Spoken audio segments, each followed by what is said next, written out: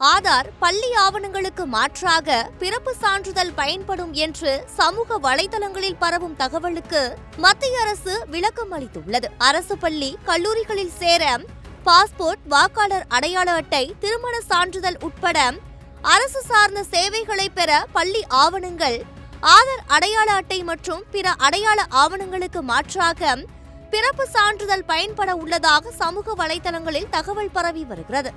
வேலைவாய்ப்பு மற்றும் கல்வி ஆகியவற்றை பெறுவதற்கு பிறப்பு சான்றிதழ் கட்டாய ஆவணமாக்கப்பட உள்ளது.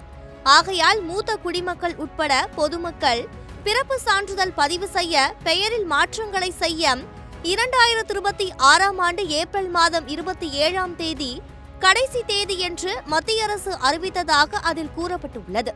இந்த தகவல் பரவி பொதுமக்கள் மத்தியில் அதிர்ச்சியை ஏற்படுத்திய நிலையில் இது தொடர்பாக மத்திய அரசு விளக்கம் அளித்துள்ளது. இந்த விவகாரம் தொடர்பாக மத்திய அரசின் அதிகாரப்பூர்வ சமூக ஊடக கணக்கான பத்திரிகை அலுவலக தகவல் சரிபார்ப்பகம் வெளியிட்டுள்ள பதிவில், பிறப்பு சான்றிதழுக்கு விண்ணப்பிக்க 2026 ஆண்டு ஏப்ரல் 27ஆம் தேதி கடைசி நாள் என்று மத்திய அரசு அறிவித்ததாக பரவும் தகவல் தவறானது. பிறப்பு சான்றிதழ் தொடர்பாக இதுபோன்ற எந்தவித அறிவிப்பையும் மத்திய அரசு வெளியிடவில்லை என்று அதில் தெளிவுபடுத்தியுள்ளது.